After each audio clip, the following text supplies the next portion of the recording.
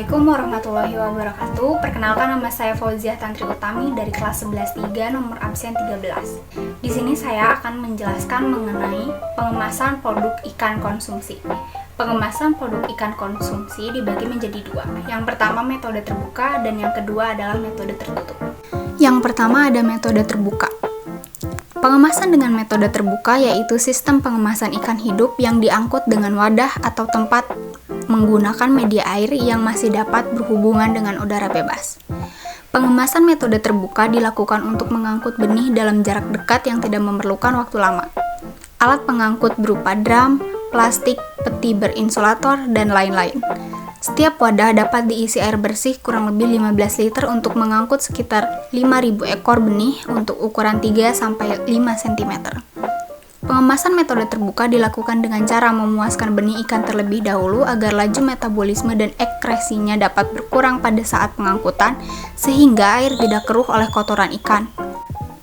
Tahapan pengemasan ikan selama transportasi yaitu yang pertama, siapkan wadah, yang kedua, masukkan air dan benih dalam wadah, yang ketiga, memberikan peneduh di atas wadah agar benih ikan tidak mengalami stres pada suhu yang tinggi, yang keempat, jumlah padat penebaran tergantung dari ukuran benih, di mana benih dengan ukuran 10 cm dapat diangkut dengan kepadatan maksimal 10.000 per meter persegi atau 10 ekor per liter.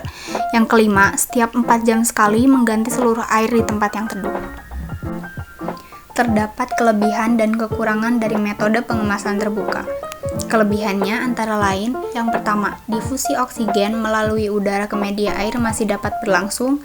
Yang kedua, dapat dilakukan penambahan oksigen melalui aerator. Dan yang ketiga, dapat dilakukan pergantian air sebagian selama perjalanan. Kekurangannya antara lain, yang pertama, dapat menimbulkan stres pada ikan. Yang kedua, tidak dapat dilakukan untuk pengiriman jarak jauh. Yang ketiga, metode ini sangat cocok untuk pengiriman ikan ukuran konsumsi melalui darat atau laut. Yang kedua ada metode tertutup. Pengemasan sistem tertutup yaitu pengemasan ikan hidup dengan menggunakan tempat atau wadah tertutup. Udara dari luar tidak dapat masuk ke dalam media tersebut. Pengemasan dengan metode ini dapat dilakukan pada pengangkutan jarak jauh dalam waktu relatif lama. Alat pengangkut dapat menggunakan kantong plastik yang diberi media air dan oksigen. Teknik pengemasan sistem tertutup dilakukan dengan cara yang pertama, menyiapkan kantong plastik polietilen, yang kedua, mengisi kantong plastik dengan air bersih dan benih ikan, yang ketiga, mengeluarkan dari kantong plastik dengan tujuan untuk menghilangkan karbon dioksida dan dilanjutkan memasukkan oksigen dari tabung ke dalam plastik sampai volume udara sepertiga sampai seperempat bagian. Yang keempat, setelah pengisian oksigen, mengikat mulut kemasan secara rapat dengan karet gelang.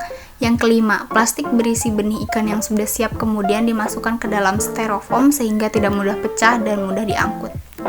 Terdapat kelebihan dan kekurangan dari metode pengemasan tertutup.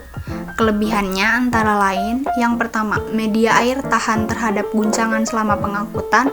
Yang kedua, dapat dilakukan untuk pengangkutan jarak jauh. Yang ketiga, memudahkan penataan dalam pemanfaatan ruang selama pengangkutan. Kekurangannya antara lain, yang pertama, media air tidak dapat bersentuhan dengan udara langsung sehingga tidak ada suplai oksigen tambahan. Yang kedua, tidak dapat dilakukan pergantian air. Dan yang ketiga, memerlukan kecermatan dalam memperhitungkan kebutuhan oksigen dengan lama waktu pengangkutan.